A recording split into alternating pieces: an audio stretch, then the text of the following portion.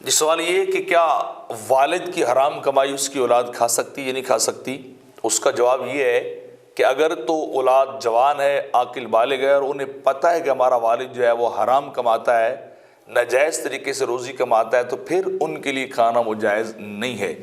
وہ بلکہ کیا کریں، اپنے لیے کوئی اور انتظام کریں، انکار کر دیں، وہ نہ کھائیں۔ اگر کھائیں گے تو وہ اس کے اندر جرم کے اندر، کھانے کے جرم کے اندر شریک ہو جائیں گے۔ لیکن اگر اولاد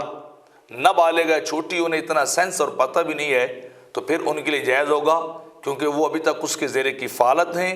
اور وہ کوئی اور کام بھی نہیں کر سکتے، نہ ان کی عمر ہے، نہ انہیں کوئی سمجھ بوجھ ہے۔ تو لہٰذا اگر والد ایسا کام کرتا ہے اور اولاد جوان ہو تو پھر نہیں کھا سکتی۔ اسی طرح ایک اور مسئلہ بھی یہیں بڑا پوچھا جاتا ہے کہ بعض اوقات کسی نے بیمہ، انشورنس یا اس طرح کی کوئی پالیسی لے رکھی ہوتی جو انٹرسٹ بیس ہوتی ہے، سود والی ہوتی، اور بندہ مر گیا، باپ مر گیا، تو اب وہ رقم جو ہے وہ جب ان ورثات تک پہنچی تو اب اس رقم کا کیا کریں؟ وہ خود استعمال کریں یا کہ وہ ضائع کر دیں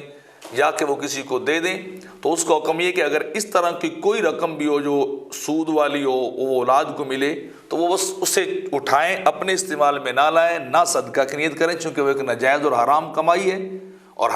ناجائز اور حرام کمائی کا صدقہ کرنا تو ویسے بھی کفر بنتا ہے۔ تو وہ بس چپ کر کے کسی ضرورت مند کو دے دیں، ضائع نہ کریں، کسی فقیر مسکین کو جس کو ضرورت ہو اور سمجھتے ہوں کہ اسے ویسے بھی صدقہ زکوٰۃ لگ جاتا ہے، بس اسے چپ کر کے اس کے ہینڈ اوور کریں، اسے تھما دیں اور اپنی ضروریات میں لگا دے گا، تو بس اس کا بہترین مصرف اور بہترین طریقہ یہ ہے کہ ضائع کرنے کی بجائے کسی ضرورت مند کو دے دی جائے۔ اولاد کے لیے اس کا استعمال کرنا بھی جائز نہیں ہے۔